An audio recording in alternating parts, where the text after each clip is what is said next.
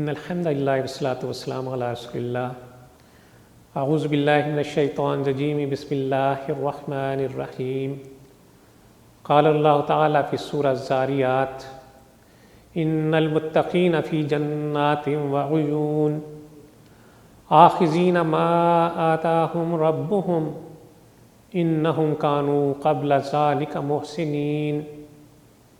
کانوا قلیلا من اللیل ما یہجعون وبالاسحار ہم یستغفرون۔ متقی لوگ اس روز باغوں اور چشموں میں ہوں گے، جو کچھ ان کا رب انہیں دے گا اس سے خوشی خوشی لے رہے ہوں گے۔ وہ اس دن کے آنے سے پہلے نیکوکار تھے، راتوں کو کم ہی سوتے تھے، پھر وہی رات کے پچھلے پہروں میں رب سے معافی مانگتے تھے۔ ناظرین اکرام، اللہ عز و جل کا یہ بے پایاں احسان ہے کہ یہ ماہ مبارک ایک مرتبہ پھر مجھ پر اور آپ پر وارد فرمایا۔ مجھ اور آپ کو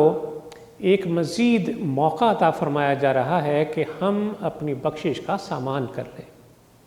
اللہ عز و جل اس ماہ صیام سے زیادہ استفادہ کرنے کی توفیق عطا فرمائے اور ہمارا شمار سورہ ذاریات کی ان آیات کے مصداق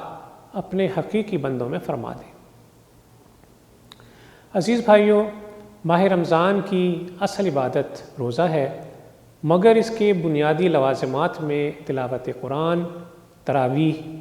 تہجد، قیام اللیل، استغفار، اللہ کا ذکر اور اللہ کی یاد شامل ہے۔ ابو ہریرہ رضی اللہ تعالیٰ عنہ روایت کرتے ہیں کہ نبی صلی اللہ علیہ وسلم نے فرمایا کہ اللہ عز و جل ہر رات سماع الدنیا پر آتا ہے،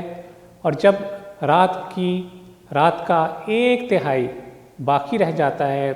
تو وہ فرماتا ہے کہ ہے کوئی جو مجھ سے دعا کرنے والا کہ مجھ سے دعا کرے اور میں اس کی دعا کو قبول کروں، اس کو دوں؟ ہے کوئی جو مجھ سے بخشش طلب کرے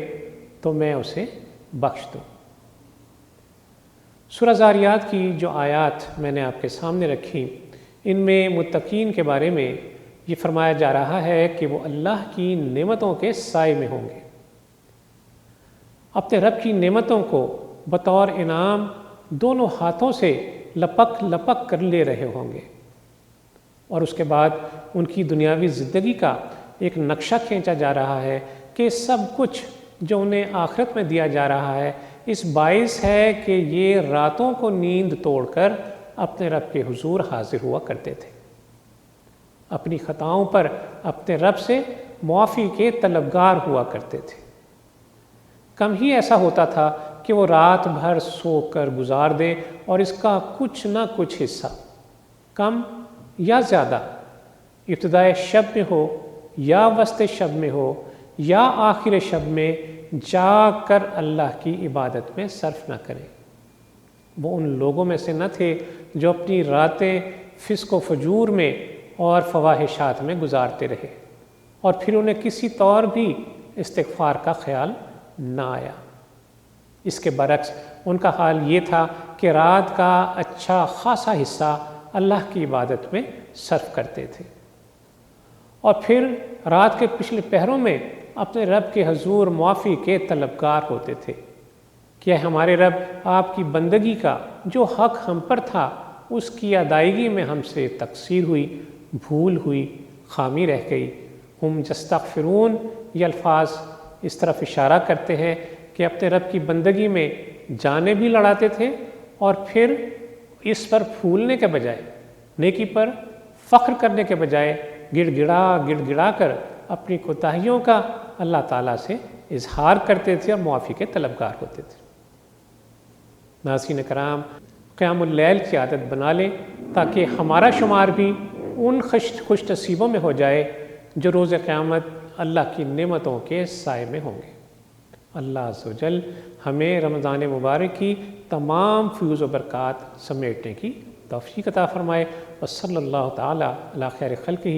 محمد وعلی آلہ وصحبہ وسلم۔ اللہم صلی علی سیدنا محمد وعلی